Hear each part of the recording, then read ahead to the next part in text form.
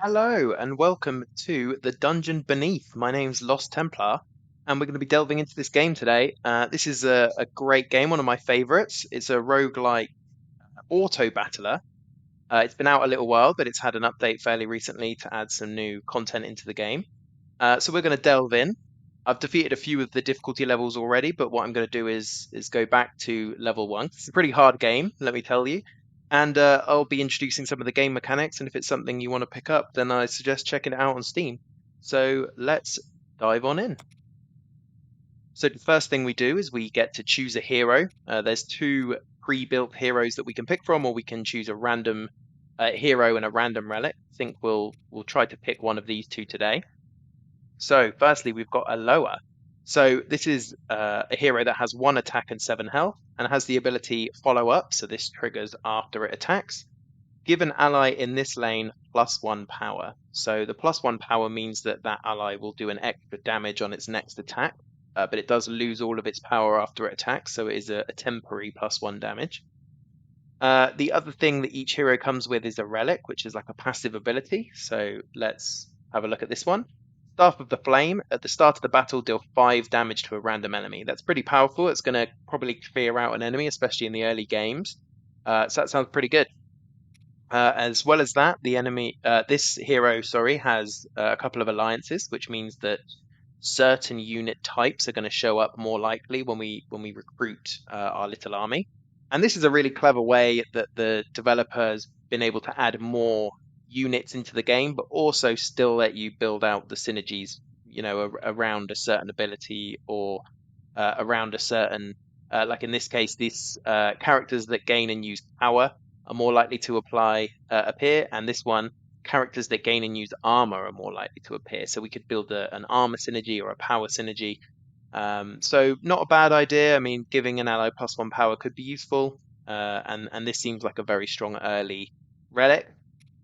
So the second hero we can look at here is Thoric of the Hammer. This is a little dwarf guy. We can see he's got 1 attack and 8 health, so he's got slightly more health. At the round end, so a round is when all of your allies have attacked and all of the enemy has attacked. Then that's the end of the round. So at the end of the round, give the frontmost ally in this lane +1 armor. So armor is what you might expect. It allows it to take an extra hit. So armor is reduced before health. That could be pretty powerful. And this relic is allied elementals have +2 health. Now, elementals are things that you can summon. There are certain creatures or items that might summon elementals on your side. The alliances here are metal, so that's characters that gain and use armor, and more likely to get dwarves. So that suits him down to the ground. Doesn't really synergize with this allied elementals relic, so I think what I'm going to do for this time is we're going to go with Aloha, the last astronomer. Let's jump into a game.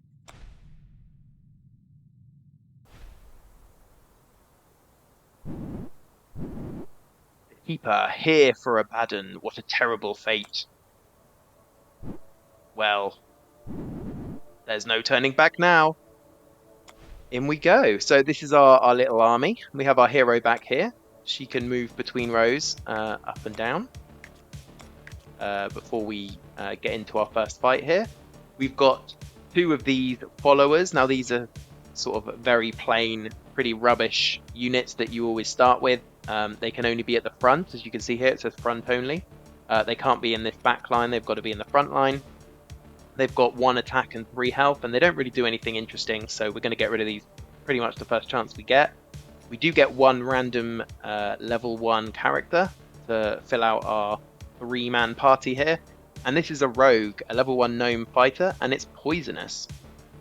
So poisonous, as we can see here, that on its attack it will poison the enemy, and the enemy will take 1 damage after their attack for the rest of the battle. So it doesn't stack, which isn't great, but if you can poison something, if the battle draws on, it could end up doing quite a bit of damage. The other thing to note here is this character is inexhaustible, and that's the same as our hero. So when we jump into a battle, what we're going to find is that we can set out our team how we want them before the battle starts, and then after each round, so after everyone has attacked once, we get to rejig our army if we want to. Now, if we move someone who doesn't have the inexhaustible ability, then they will be exhausted for 1 turn when we move them. So if we move this guy to here, for example, after the first round, he's going to be exhausted. He's going to skip his next attack.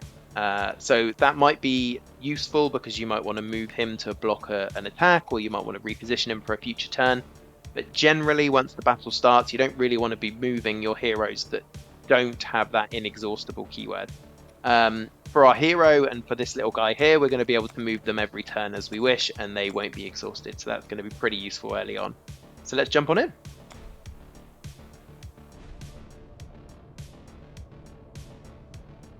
The upper dungeon. So here we go. Before we jump into our run proper, we get to pick a little boon, and this is, I believe that you get these for defeating the 3 bosses of the game, which I have done in the past. So I get to pick between 3 of the different boons. We can gain 8 gold. Now we can see our gold up here. We've only got 1 at the moment. Gold allows us to buy new characters. It allows us to buy items and various other useful things. We could gain a random level 2 character. That sounds pretty good. Characters on this whole floor, so the first floor of the dungeon, will all be level 1. You can level them up to level 2, but when we go, if we defeat the boss of this floor, we'll go to level 2, and then the characters that we find will be level 2, so that will be... it's a combination of characters that were level 1 and have leveled up, and also characters that only start at level 2. So there are some characters with more powerful abilities, and they don't have a level 1 form. There's actually also a 3rd level to the dungeon where we'll find level 3 characters as well. The 3rd thing we can choose here is gain a rare item. So our characters can equip items, which will give them increases to their stats or various passive abilities. I think for now we're gonna grab an item because we can show off that, and items are generally pretty powerful. So Diamond Ring, it's a pretty simple basic item here, plus 3 health, but that's going to be pretty useful. And let's stick it on, for now we'll stick it on this guy. We can unequip it and put it on someone else if we want. Often items have requirements, so they might only be able to be equipped by certain classes or certain races. We've got a couple of humans here, we've got a gnome, this is a fighter, these are followers. Some items can only be equipped by fighters, for example, or mages or archers. This one doesn't have any restrictions, so it's actually pretty useful. So like I say, I'm going to stick it on our little gnome fighter, and in we go for our first battle. It's a replicating slime. Every time we hit it, which is what the counter keyword means, it will summon a slime, which is a little annoying frontline unit. So let's jump in. Here we go, dungeon boss, replicating slime. Here we go. So our little passive triggered there and did 5 damage. Unfortunately, it just blew up a barrel, so that wasn't particularly useful, but hey-ho. So we can see here that there are 3 1/1 slimes here, and the boss is at the back with 4 health and 1 attack. And this counter ability is going to be a bit annoying, because every time we hit him, he's going to summon another one of these slimes. Here are our units. We can move them around, as we said. What we're going to want to do is probably put our tankiest unit on this middle line so they can block attacks from our boss. And if we hover over this attack order button, it will show us the order that all of the units are going to attack in. And this is based on their speed. So if we hover over them, we can see that this guy's got a speed of 4, this guy's got a speed of 6. Our hero's got a speed of 1. From what I've noticed, the heroes always have a pretty low speed, so they generally go last. Now this is pretty good for us, because our heroes are going to go 1, 2, and 3, and they do 1 damage each, so we're actually going to completely clean out these slimes, which is pretty nice. And that will open up the way for our hero to get an attack in on the boss. So let's go.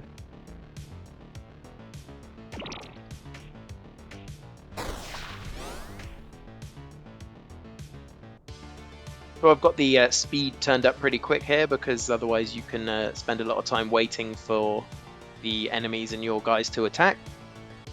But hopefully you followed that alright. They attacked in the order that it displayed. We cleared out their slimes. Our hero got an attack in on the boss, and then the boss summoned a slime because of its counter ability. The other thing that's worth noting, if you're going to check this out yourself, is that these numbers here that show the attack and health of each character and each enemy, these aren't turned on by default, and usually you'd have to hover over the character to show their attack and health. And I find it way better to just have these always on. So that's just an option in the settings. I would definitely recommend, if you pick up this game, to turn that on straight away, because it makes the game way better in my opinion. And to be honest, I think it probably should be on by default. So, we look like we're in a pretty good position here. This guy's going to attack this slime and kill him out straight away. This guy here doesn't have anyone in the way, so what that means is he'll actually attack the boss, because if there's no blockers, the character will attack the back line, and it's the same on our side. And this guy's going to do 2 damage because he got the power from our hero. So I think we're going to click go here, and we should be pretty good. And there we go. That's the battle over. Once you've killed the enemy boss, that's the end of the battle. We don't have to kill all the little enemies. The aim of the game is to keep our hero alive. If our hero dies, then we lose. The guys at the front can die. That's not a problem. They come back at the end of each battle.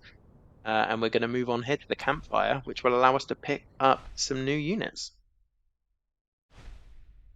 Okay, so we've got 3 units to choose from here. We can see up here that we've got 4 gold. We've actually got a 5 party limit here, so you always have a limit of 5 characters. That includes your hero, so we can see currently that we've got 4 out of 5. There is, I believe, a hero or an item, I can't remember exactly, which allows you to have 6 party members, which is pretty powerful.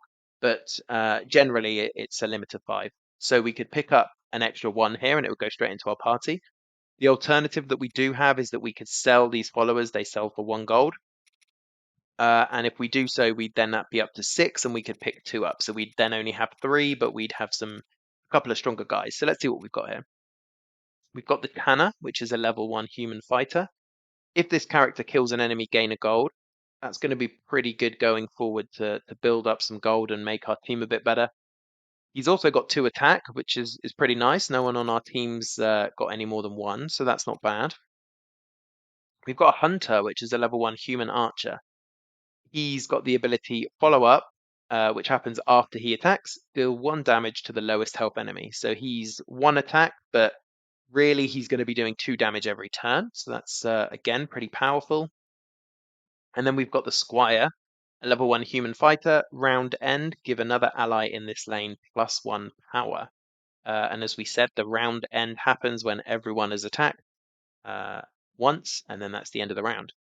Now we've got this power synergy going on with our hero.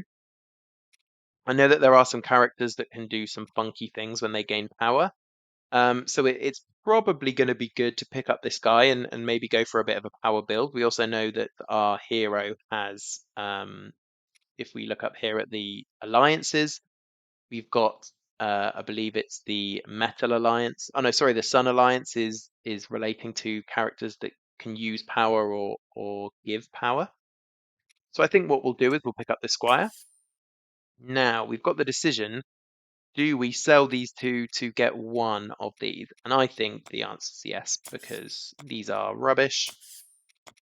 And I'd much rather have one of these guys. So do we want the Tanner, who is going to help us build up some gold, which is pretty good?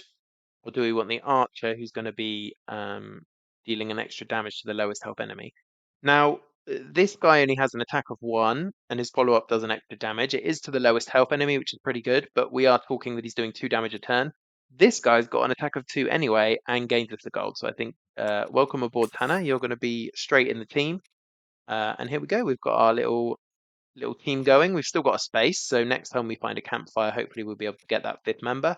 But for now, let's move on. We've got 2 options to choose from, how we progress. We've got the Rat Tooth, which is this wolf man here. And at the end of the round, he's going to summon a random beast. So he's going to be summoning new characters every turn. It's a bit annoying. And this guy here, Faxel Fetterbite, counter, deal 1 damage to the nearest enemy, then change lanes. So every time we hit him, he's going to be doing a damage to us and moving around. So he's going to be awkward to hit. I think I'll go for him, and let's see how we get on.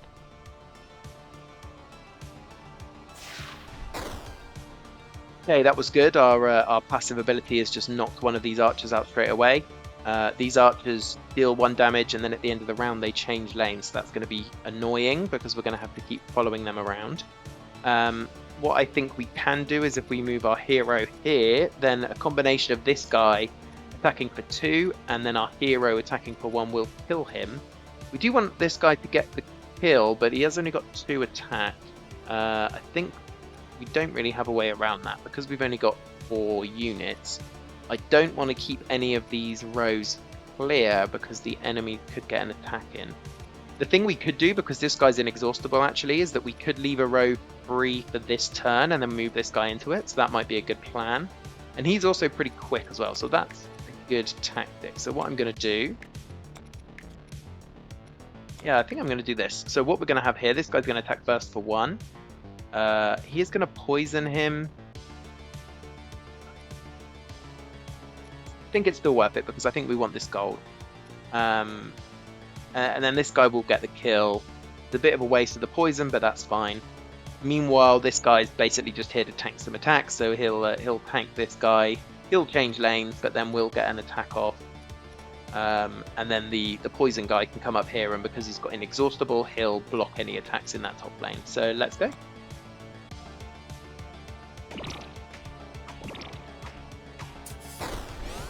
There's our extra gold, that's good. And our Squire's given our hero an extra power, and our hero's given our Squire an extra power, so we're in a pretty good position here, I would say. This guy's going to do 1 to our Tanner, that's fine. When he gets attacked, he's going to do 1 and change lanes. What I'm going to do is move this guy up here, and then we'll go.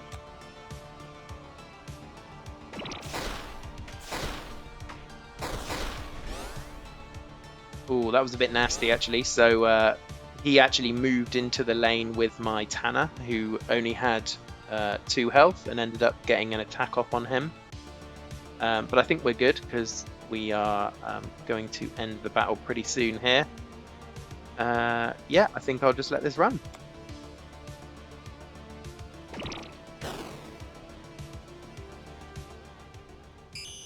Victory, that's great. We get 3 gold for defeating the enemy hero. So we'll pick that up. And then we also get an experience potion, so we can actually give this to one of our heroes, and that will... They have 3 pips that you have to fill. This will fill one of them. When you fill all 3, they level up to level 2. Because our Tanner died, we can't give him the experience potion this turn, unfortunately. We could give it to the gnome fighter. Now, he doesn't really fit our armor strategy that we're going for, so I think it's probably best not to give it to him. So that leaves our Squire, so I'll give him the experience potion and we'll move on. So I could go this way, which I know gets me some gold, or this way, which gets me an item, and I'm always greedy for the items, so let's see what we get. We have a necrotic ring, so it actually gives someone -2 health, but they do get an extra attack. Now, what I think I am going to do is give that to my hero, and the reason is that I generally don't like anyone attacking my hero. You don't naturally heal up between fights or put any damage on your hero, so I generally try to keep my hero at full health at all times. So the fact that it loses 2 maximum health is probably not a huge penalty, and if it's doing 2 damage a turn, it's going to be pretty useful, especially because we can move them around because they're inexhaustible. So let's crack on to the next fight, and it's Azil. Has +1 attack for each allied skeleton, and then as a follow-up, so after its attack, it summons a bone pile, which I believe turns into skeletons if you don't destroy them. Now, I think this item's going to be pretty good, because hopefully this will destroy a skeleton off the bat. So let's go. And we have a bonus objective here to take no hero damage, and if we do, we'll actually get 2 gold, as well as the 3 gold for defeating the hero. That's pretty good. And yeah, as I hoped, our Staff of the Flame destroyed a skeleton straight off the bat, which has actually reduced his attack, so that's lovely. What I am going to do, because this guy's got the most health, I'm going to move him down here. This guy wants someone else in his lane to give power to, so I'm going to move... am I? Actually, what I'm going to do is swap these 2 over, because these combining for 3 damage are actually going to kill this guy outright. If we look at the order, yes, it will actually happen before the enemy boss gets to attack, because he's attacking at 6th, and our guys are attacking 2nd and 5th. So that's great, so he'll go down to 1 attack. This looks good, so let's send it.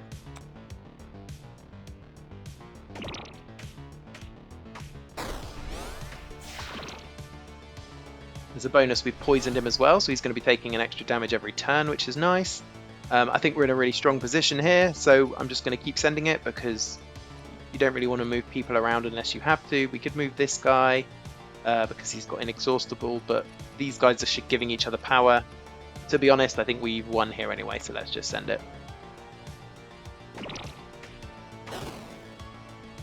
Right, and we took no hero damage. So that's a lovely 5 coins that we get.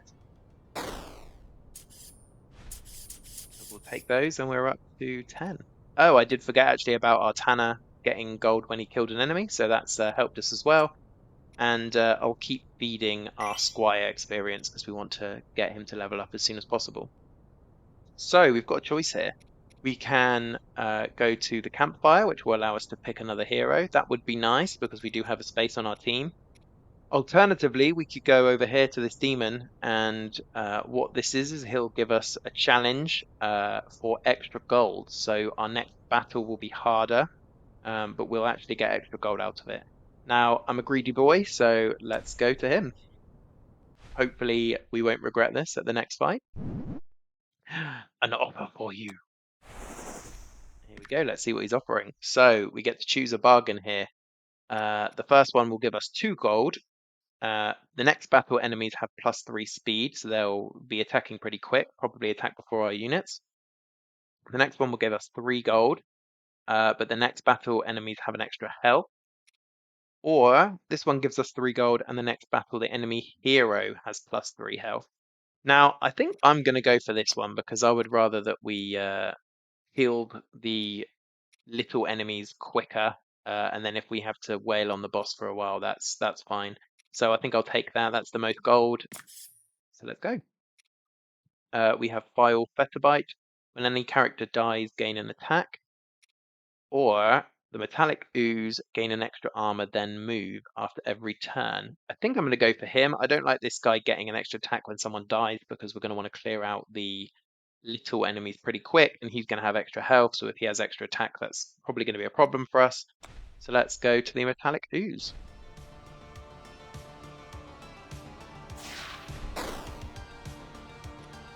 So there's some barrels in the way, annoyingly, in this battle. They don't do anything, they just stand in the way, and they've soaked up our Staff of the Flame hit, which is frustrating.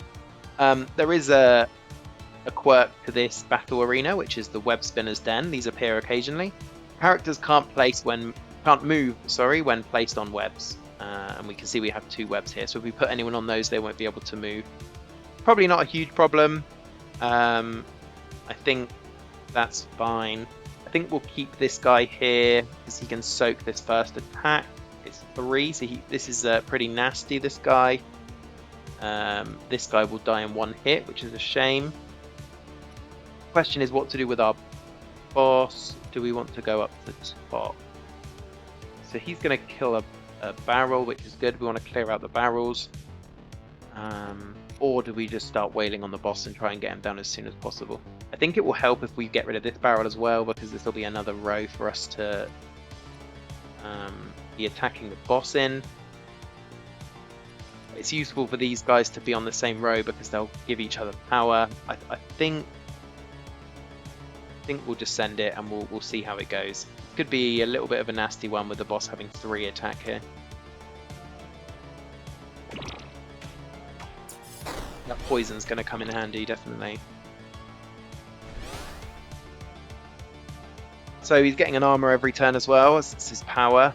So it means that it's going to be a pretty long fight. Now this is pretty good for us because he's going to do 3 damage. And we've got 4 health on this guy. So it allows us to tank that. Everyone will survive and we can do a bit more damage. So let's go.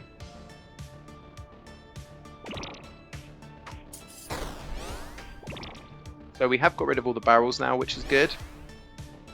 Unfortunately, whoever we put in the firing line is going to take a hit here and die.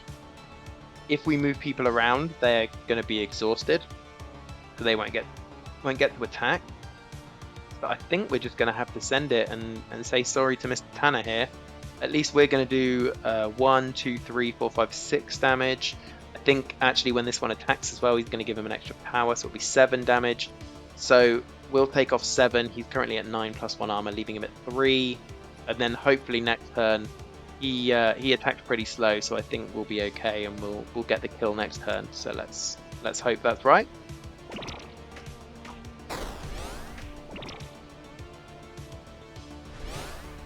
Oh, and I forgot about the poison as well, so that was actually an extra damage. So yeah, we're doing all right here. We're going to attack first, and I believe he is dead, so that's good. And that was a harder battle as well because the enemy obviously had extra health from that um, deal that we made with the demon. So that was a trickier battle, but we came out unscathed, and we can level up our squire. So let's see what bonuses he gets when he levels up. Here we go. So he's gone from 1 attack and 4 health to 1 attack and 6 health. So he's a lot more tanky. And actually, he now gives the ally 2 power instead of 1 at the end of the round. So that's pretty nice. Um, the other thing to mention is that all level 1 heroes have 1 slot for items, and the other 2 are locked. As they level up, so level 2 gains 2 slots, and level 3 gains 3 slots. So we'll be able to equip them with more items. Obviously, we don't have many items yet. So we've got a choice here. We can go to a campfire where I can't remember this exactly. I think it gives you a range of units to choose from. I might select that actually because I can't remember exactly what it is. This one will be an item. This guy I think allows you to upgrade an item if I remember rightly. So let's go to the campfire and check out what we find. Yeah, so it's a bigger campfire. Looks like we've got more units to choose from. We can also buy an experience potion for 3, which might be a good call. So let's see who we've got. We've got the hunter, dealer damage to the lowest health enemy after his attack. I think we saw him before. Doesn't really synergize with us amazingly, so probably not super worth it. We've got the cultist, who's a level 1 elf fighter. He has to be in the front line. But he has Doom, restore 1 health. So that's when an enemy dies, he gets a health back. The Runesmith, who is a level 1 dwarf fighter, when another dwarf takes damage, he gains a power. And then at the end of the round, he gains an armor for every other dwarf. Now, we don't have any dwarfs, so I don't think this guy is going to be super useful for us. We have the Sharpshooter. When an enemy gains poison, deal 1 damage to them. He worked pretty well with our rogue guy, but we were sort of aiming more towards an armor build than a poison build. I know that there's a poison alliance that you can have when where poison characters turn up, and we don't have that, so we're less likely to find more synergy pieces for those. That's not bad. And then we have the Steel Summoner.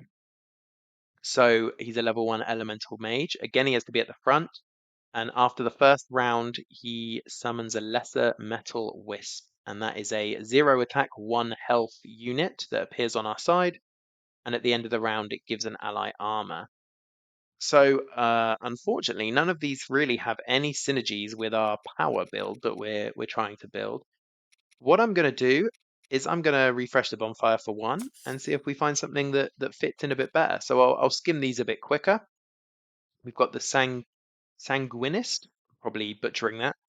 Round end, summon an enemy Bloodshade, which is a creature that has 1 health, and when it dies, it deals 4 damage to the enemy hero. We've got the Cleric that after it attacks, it heals 1 of our units. Is pretty good. The Mage of the Sun gains double the amount of power. Now this looks pretty good. This synergizes well with our power build, so that sounds like a good option.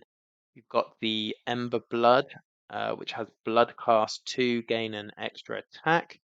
Bloodcast is an ability where you can click on them and they actually take the damage. So in this case, it would take 2 damage if you click on it between rounds, and it would gain an attack. And then we've got this little enchant for Gnome. At the end of the round, gives all allies mages +1 power. Now, we don't actually have any mages. We have a lot of fighters. So I think with all this, we're going to take this human mage, the Mage of the Sun. They're going to gain double the amount of power. So I think we're going to try and feed them as much power as we can, and they're going to be our powerhouse.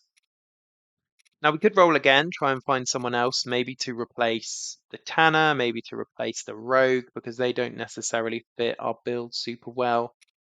We could also take this experience, which I think I will do, and I'll pop this onto this guy because he's going to be our damage dealer.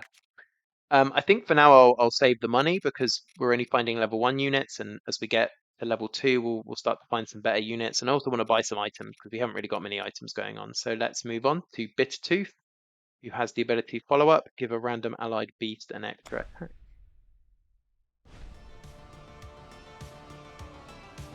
We've got a bonus objective here to protect the Lost Adventurer. This is just a little NPC guy that will be on our side, and we just have to make sure he doesn't take too much damage. So here we go. So he's at the back line already, which is great. These rats are just very basic 1/2s, and this guy is going to give an extra beast +1 attack. So we want to kill these beasts pretty quickly. I think we're in a pretty good position here, really. The only slight downside is that this guy's going to attack first on this row and just do 1, which is a little bit of wasted damage. But I think we're just going to have to go with that for now. I think we'll send it. I think this is good. We also have the fountain on this level, by the way. So at the end of each round, it's going to restore a health to a damaged character. I believe that could be on either side. And there we go. That's good news for us. And here we go. This guy's now up to 6 damage. He's actually just going to one-shot the boss here. So we're in a really good position. The thing we need to watch out for is this rat killing our Tanner.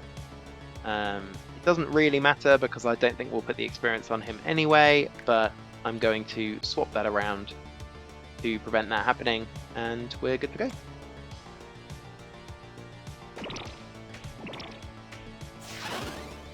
And there we go. That's another win.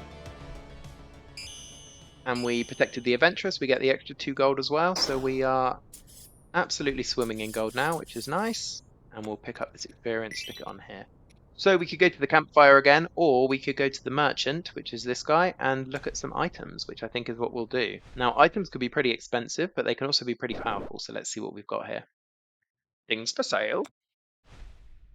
Okay, so this one is a lucky coin. Don't exactly know what this does. There might be some in-game reason for buying this, but I am not aware what it is. I'm always tempted to buy these items in case something special happens. A dragon scale, which will give a fighter 7 health. Now that's a lot of health, and that might be worth picking up, but it is worth 15, so that's the only thing we'd be able to afford. A mirrored pendant for mages, so we have a mage. +1 health, the equipped character can't be paralyzed. It could be quite useful. And a ring that means that equipped character can't be poisoned. So, out of all of these, I mean, this is the only one that's probably worth picking up, but it's so expensive. It's going to pretty much wipe us out. This guy's pretty low on health, though, so I think I am going to pick it up and stick it on him. And then we now suddenly have a really tanky guy. And if he leaves the party, which he might do, to be honest, at some point, then we can just grab that shield off him and put it on someone else, maybe our squire.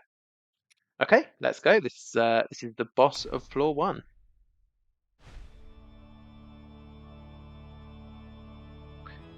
Gargantuan Slime. Round end, summon 2 slimes and change lanes. And I think, as we've seen before, slimes are pretty weak units.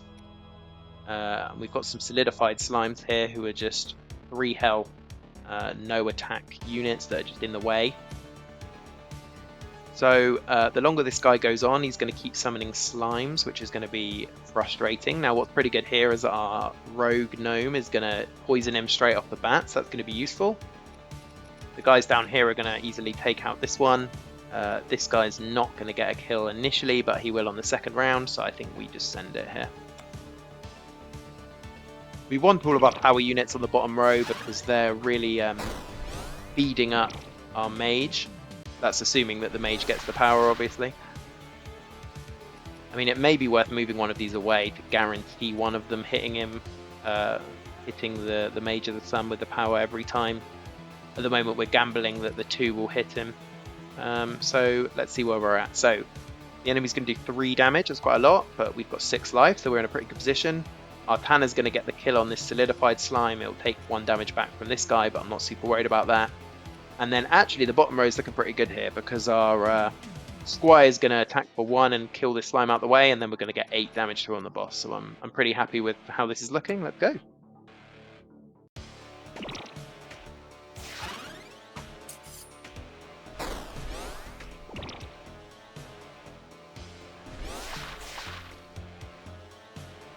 And I'm pretty sure here that we probably just win. So these guys, even if they get their attacks off, they're not going to kill this guy. This one's not going to kill this guy. This one only does 3 damage, and there's a lot of damage coming in on this bottom row. So we'll send it, and we'll clean up this fight, I think. Now, you don't get anything for killing all of the enemies unless there's a bonus objective for it, so there's no point. You don't get any extra gold or anything. So you might as well just finish off the boss. What we do get here is a potion of greater experience. Now, what this does is gives you 2 experience. It's a little bit annoying because this guy's already at 2, but it will give him the extra experience towards level 3. So I think I'll still stick it on him.